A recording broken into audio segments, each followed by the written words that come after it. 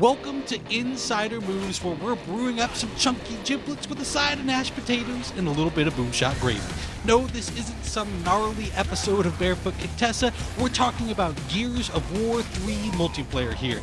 You don't just eliminate your enemies in Gears, you destroy them, reducing a would-be attacker to quivering bits of gibs. I'm your host, Triton True, and with me today is Roger Dodger, returning to celebrate Gears of War 3 multiplayer. Welcome back to the carnage, my friend. Glad to be back. You know, it's just another gear in the bucket. Now our approach for this episode is to highlight some of the smaller changes that actually make an enormous difference between success and bloody death in Gears of War 3 multiplayer.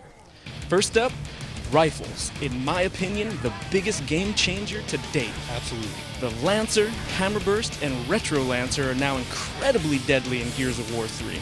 This is no longer a shotgun affair, and rifles should be your weapons of choice, switching to your shotties only at close range. Embrace this change of philosophy, and I promise you that Gears of War 3's multiplayer will open up a whole new world of tactics to you. Now, on a similar note, different maps do work better with different rifles. Now, if I'm going to go into the wide open spaces of Sandbar, then the Hammerburst is going to be my weapon. And if I'm taking a tight corner and checkout, I want the Retro in my hands, baby. Woo! That's some Coltrane there. I like that. I like that. Now, spotting is another small change that can swing the tide of battle in a heartbeat. This is a serious new addition. Simply click down on the left thumbstick when aiming at an enemy, and you'll place a big old circle over their head saying, "Hey, bad guy waiting for a face full of buckshot standing right over here." All right, let's talk about everybody's favorite way of scoring a kill, grenade tags. We've got 3 important points here, so pay attention.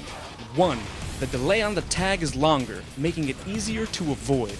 So, get tricky when placing your tags. Tag further around a corner or directly on the power weapons. If you place it at an entrance, it's easy to roll back out of cover. But if they trigger it in the middle of an enclosed space, they're gonna go boom. And number 2, you can also use smoke grenades to trigger grenade tags. This is a huge change, people. Use it often. Lastly, numero 3. Incendiary and ink grenades will explode on contact, killing an opponent instantly in the case of incendiaries. Trust me, you do not want to get caught in a column of ink. And now we turn our attention to the mantle kick. If you hop over an object and into an enemy, you will kick them, knocking them back and stunning them just long enough to fire a shot.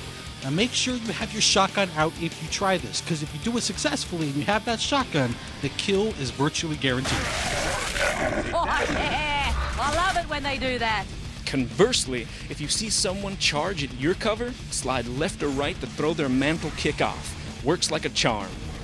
And now, while this next feature isn't exactly new to the franchise, I do want to take just a second to promote the alternate control scheme. If you head to the start menu and select controller, you can change the scheme to alternate.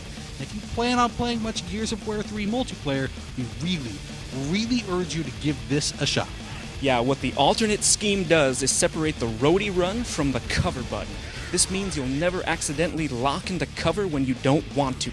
It takes some getting used to, but it's a much more precise control scheme.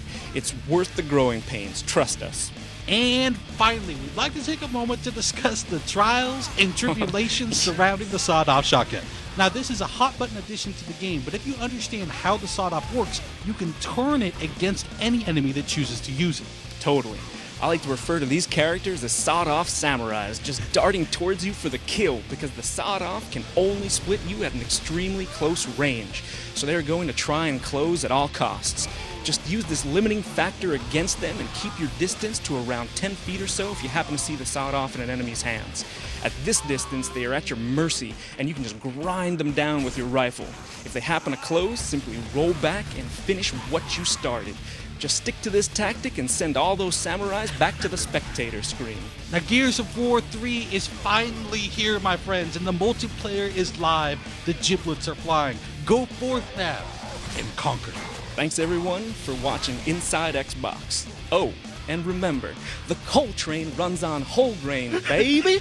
Woo! Yeah, I know that's gotta hurt. Look at your legs. They're hanging on. I don't even know what that means.